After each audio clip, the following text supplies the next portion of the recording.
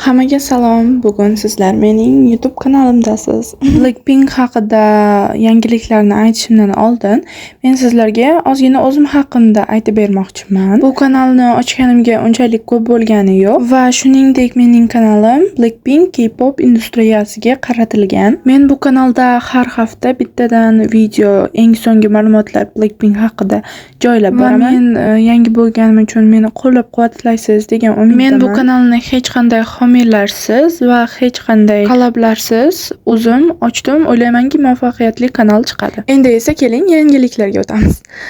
Birinchi bo'lib yangiliklarimizda Rosé Vogue albomida chiqish qildi va aynan mana shu albomning tagida Bruno Mars shunaqa komment yozib qoldirgan.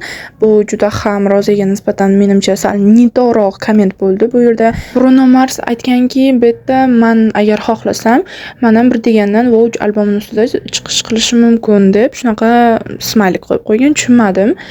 Lekin bunga ko'pchilik qanaqadir like bosgan, nimadir spoiler, nimadir nito ketyaptimi? Xullas, o'zingizlarning fikrlarini yozib qoldiringlar.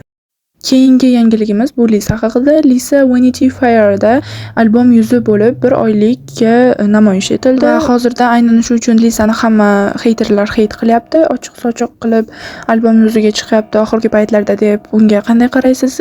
O'z fikringizni kommentariyalarda kutib qolaman. Keyingi xabarimiz Rosé haqida.